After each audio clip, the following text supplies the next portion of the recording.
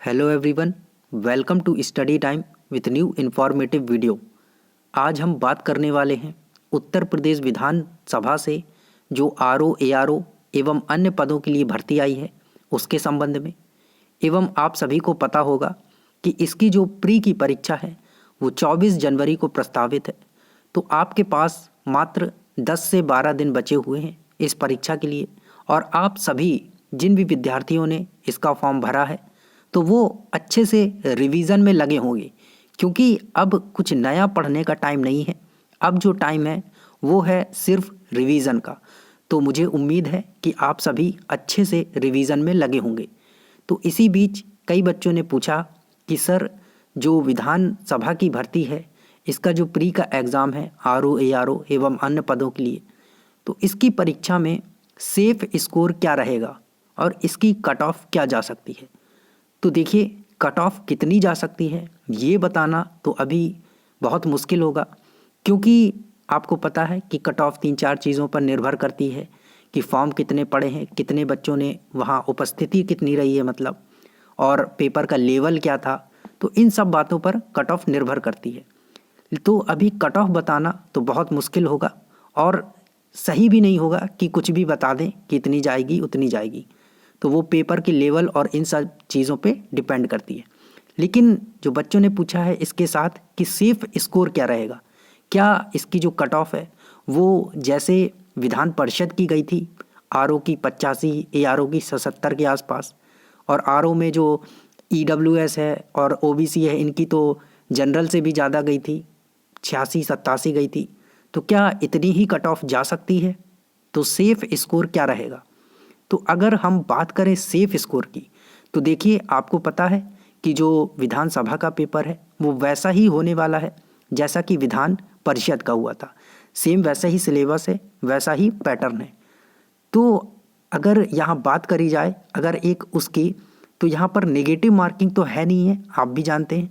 वहाँ पर भी नहीं थी, मतलब विधान परिषद के एग्ज़ाम में भी नहीं थी नेगेटिव मार्किंग। तो जब नेगेटिव मार्किंग नहीं होती है तो विद्यार्थी को जितने क्वेश्चन आते हैं वो तो करता ही है, इसके साथ में जो बचे रहते हैं उनमें तुक्का मार देता है। तो तुक्का में कितने सही होते हैं कितने गलत होते हैं ये वही निर्भर होता है जो चेक करता है, और जो किया रहता है उसे खुद नहीं पता होता है कि कितना सही हो जाएगा। लेकिन कभी कभी क्या हो जाता है कि तुक्के में भी बहुत से क्वेश्चन सही हो जाते हैं और बहुत से विद्यार्थी पढ़े हुए भी रहते हैं। तो अगर सेफ स्कोर की हम बात करें तो 85 to 90 इतना तो आपको रखना ही होगा। 85 भी अगर आप रखते हैं, 80 या 85 के आसपास भी अगर आपका स्कोर रहता है तो आप ये मान के चल सकते हैं कि हाँ, शायद आप मेंस के लिए क्वालिफाई कर सकते हैं। और ये डिपेंड करेगा कि पेपर का जो लेवल है वो कैसा आ रहा है। अगर पेपर का जो लेवल है वो ज़्यादा हार्ड आ गया तो कट ऑफ आप 80 के आसपास मान सकते हैं, मतलब जो सेफ स्कोर है वो 80 मान सकते हैं। और अगर पेपर थोड़ा इजी आ गया तो आप 85-90 इसके आसपास रख सकते हैं। लेकिन ऐसा नहीं कि 90 से ज़्यादा चला जाएगा।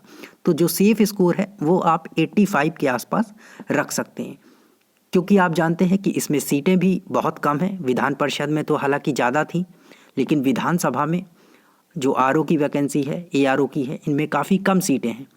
तो उसी अनुपात में विद्यार्थियों ने फॉर्म भी कम ही डाला है इसमें। लेकिन जिन्होंने डाला है उनकी तैयारी भी ज़बरदस्त है, और जो विधान परिषद में सिलेक्ट हो गए थे तो ऐसा नहीं कि उन्होंने फॉर्म नहीं डाला, उन्होंने तो 100% डाला है। तो कंपटीशन तो इसमें विधान परिषद से भी ज़्यादा हाई होने वाला है।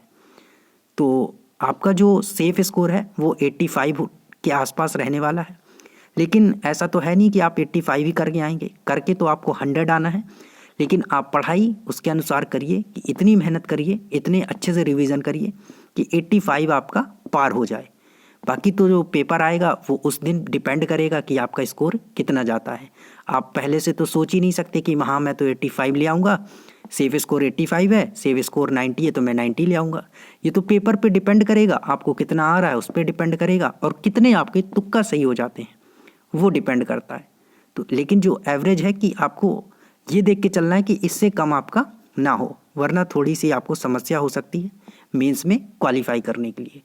सो सेफ स्कोर की जो बात कर रहे थे बच्चे, तो वो इतना ही रहने वाला है। सो थैंक यू, मिलते हैं नई इन्फॉर्मेटिव वीडियो के साथ। और अगर आप इस चैनल पर नए हैं तो चैनल को सब्सक्राइब जरूर कर लें।